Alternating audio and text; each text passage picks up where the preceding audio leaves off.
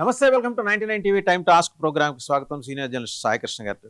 సాయికృష్ణ గారు, బొద్దింకల పోరాటం ఫేజ్ 2.0 అనుకోవాలేమో. సెప్టెంబర్ 5న మళ్ళీ ఢిల్లీలో నిరసనలకి వాళ్ళు ప్లాన్ చేశారు. బ్రిక్స్ సమావేశాలకు ముందు ఢిల్లీలో నిరసనలు. అలాగే కెనడా మాజీ ప్రధాని ట్రూడో బాటలో రాహుల్ గాంధీ గారు కూడా ఏమో మరి కొత్త పార్లమెంట్ సమావేశాలు అయిపోయినాయి కాబట్టి ఆయన ప్లాన్ చేస్తుంటారు.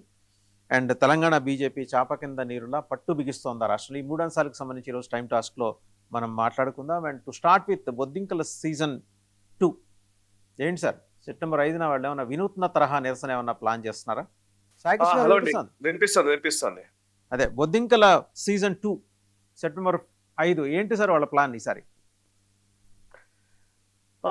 ప్రస్తుతం యాక్చువల్లీ మనము ఈ డిస్కషన్స్ మనం ఈ కొంతకాలంగా ఒక నెల రోజుల నుంచి మనం చూస్తూ ఉన్నాం. కానీ నెల రోజుల నుంచి కాక్రోచ్ జనతా పార్టీ బొద్దింకలు వాళ్ళ తదుపరి కార్యాచరణ మీద ప్లానింగ్ లో నిమగ్నమయ్యారు. ఈ మధ్యలో స్కూల్ ఠీక్ కరో అనే ఒక క్యాంపెయిన్ కి శ్రీకారం చుట్టారు. అక్కడక్కడ కొన్ని స్కూల్స్ కి సందర్శించడము అవన్నీ చేశారు. రాజస్థాన్ లో పాపం వాళ్ళ మీద అక్కడ గ్రామస్తులు తిరగబడ్డారు. ఇవన్నీ జరిగాయి. కానీ ఇప్పుడు సెప్టెంబర్ 5వ తేదీన అభిజిత్ దీప్కే అండ్ ఆయన బృందం, ఈ బొద్దింకల బృందం అంతా కలిసి ఢిల్లీ వేదికగా జంతర్ మంతర్ సీజన్ 2 స్టార్ట్ చేయడానికి శ్రీకారం చుట్టినట్టుగా తెలుస్తోంది. అండ్ జంతర్ మంతర్ కాకుండా ఈసారి మార్చినే మేజర్ భూమికగా ఎంచుకున్నారు.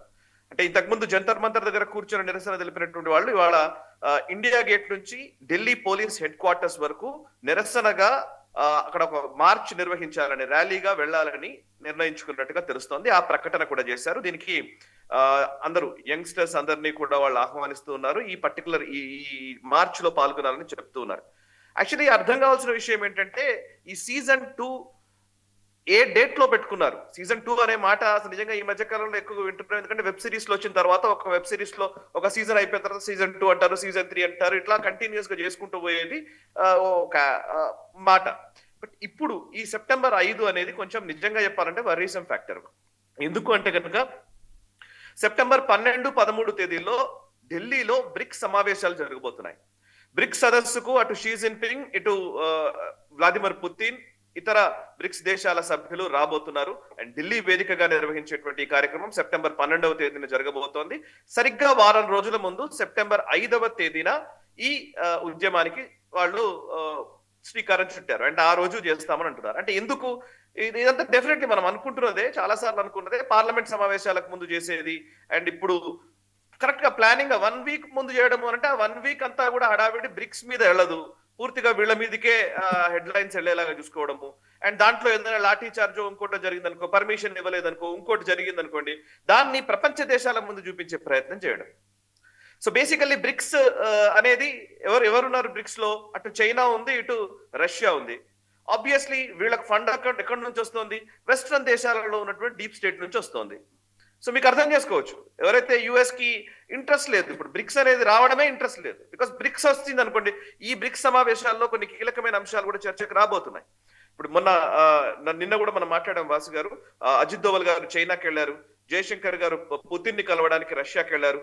వాళ్ళిద్దరిని కనుక తీసుకొస్తే, వాళ్ళిద్దరు కనుక ఇక్కడ ఉంటే, భారతదేశంలో జరిగేటువంటి పుతిన్ అండ్ షీ జిన్పింగ్ ఇద్దరి మీటింగ్ కనుక జరిగితే డెఫినెట్లీ అది అమెరికాకి నచ్చదు.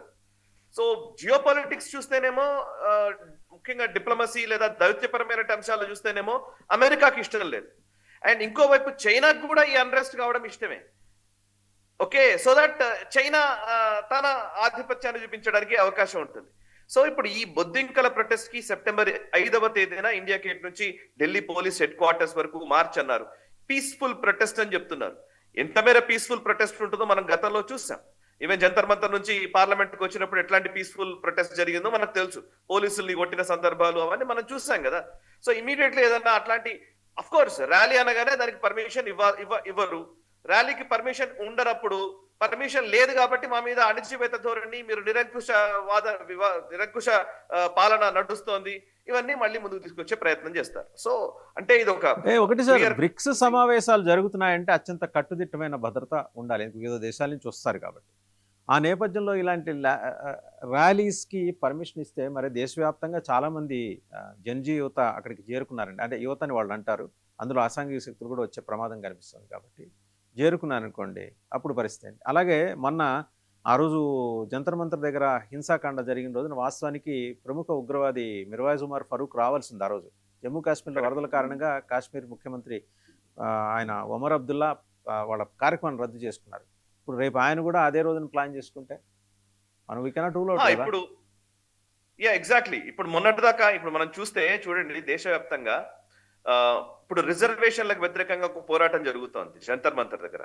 వాళ్ళ మీద కూడా లాఠీచార్జ్ జరిగింది. సో జంతర్ మంతర్ దగ్గరనే రిజర్వేషన్లకు వ్యతిరేకంగా జరుగుతున్న పోరాటానికి ఎక్కడ అసలు మీడియాలో స్పేస్ లేదు. బట్ అభిజిత్ దిప్కే జంతర్ ఈ పర్టికులర్ ఈ కాక్రోచ్ జనతా పార్టీ వీళ్ళు చేస్తున్న దానికి మాత్రం నిజమైన నిరసన. ఎవరైనా సరే డిసెంట్ అంటే నిరసన అంటే అందరికీ ప్రజాస్వామ్య హక్కు ఉంటుంది, అందరూ దాన్ని నిరసన తెలిపే హక్కు ఉంటుంది. బట్ రిజర్వేషన్ల కోసం వ్యతిరేకంగా అక్కడ చేస్తున్నటువంటి వాళ్ళ విషయంలో మాత్రం మాట్లాడకూడదు. సో అది సైలెన్స్. జార్ఖండ్ లో ప్రొటెస్ట్లు జరుగుతాయి, నో, అసలు ఎవరు దానికి ట్రాక్షన్ ఇవ్వరు. అండ్ మీరు అబ్జర్వ్ చేస్తే అంటే ఎక్కడ మొదలవుతోంది, ఎవరికి హెడ్ లైన్స్ ఇస్తున్నారు, ఎవరిని ప్రెజెంట్ చేయాలనుకుంటున్నారు, ఎవరి ద్వారా ఎవరు లబ్ధి పొందాలనుకుంటున్నారు అనేది మనకు క్లియర్ గా అర్థమవుతుంది. నిన్ననే అభిజిత్ దిప్కే వీళ్ళు ఏదో ఒక కాంక్లేవ్ లోనే ఏదో ఛానల్లో నిర్వహిస్తే అక్కడ మాట్లాడుతున్నప్పుడు మీకు ఇష్టమైన సీఎం ఎవరు అని అడిగితే ఏ పేర్లు చెప్పారు తెలుసా? పినరాయి విజయన్, స్టాలిన్ అండ్ అరవింద్ కేజ్రీవాల్, ఓకే, వీళ్ళ పేర్లు చెప్పారు. సో నిజంగా చెప్పాలంటే ముగ్గురు ఓడిపోయారు, ముగ్గురు ప్రభుత్వం కోల్పోయినాయి. అటు అరవింద్ కేజ్రీవాల్ ఢిల్లీలో ఓటమి పాలయ్యారు, అండ్ ఇటు పినరాయి విజయన్ కేరళలో ఓటమి పాలయ్యారు, ఇంకోవైపు స్టాలిన్ తమిళనాడులో ఓటమి పాలయ్యారు. బట్ వీళ్ళు ముగ్గురు బెస్ట్ సీఎంస్ అట వీళ్ళ దృష్టిలో. అంటే మీరు చూడాలంటే ఓడిపోతేనే కాదు, ఇంకోటి ఏంటంటే నిజంగానే పోనీ వీళ్ళు ఏమైనా అద్భుతాలు చేశారా, ప్రజా తీర్పు ఏంటి, వీళ్ళు మాట్లాడేది ఏంటి లెక్కేయండి. ఇప్పుడు ప్రజా తీర్పు మాకు అక్కర్లేదు సార్. నరేంద్ర మోదీ గెలిచారు, నరేంద్ర మోదీ ప్రధానిగా ఉన్నారు. ప్రధానిగా ఉన్నటువంటి వ్యక్తి లేదా ప్రభుత్వానికి కొన్ని లెక్కలు ఉంటాయి, కొన్ని నిజంగా చెప్పాలంటే కొన్ని నియమాలు ఉంటాయి, విధానాలు ఉంటాయి, దానికి అనుగుణంగా వాళ్ళు యాక్ట్ చేస్తారు. సో అలాంటి ఏం అక్కర్లేదు మాకు ఇవాళ మేము మాట్లాడమే రేపు మీరు పని చేయాలంతే, దట్స్ ఇట్. సో అంటే స్ట్రీట్స్ లో వీధుల్లో మేము నిర్ణయాలు చేస్తాము, మేము ఏమి నిర్ణయాలు చేస్తామో, మేము ఏం డిమాండ్లు చేస్తామో వాటిని మీరు నెరవేర్చడానికే ప్రభుత్వం ఉంది. ఇది ఇవాళ వస్తున్నటువంటి ఒక వింత వైఖరి. ఈ వైఖరి కరెక్ట్ కాదు ప్రజాస్వామ్య దేశంలో. చూడాలంటే బ్రిక్స్ దేశాలు ఎలా రెస్పాండ్ అవుతాయి ఈ నిరసన, ఎందుకంటే వాళ్ళ భయాలు వాళ్ళకు ఉంటాయి కాబట్టి వి నీడ్ టు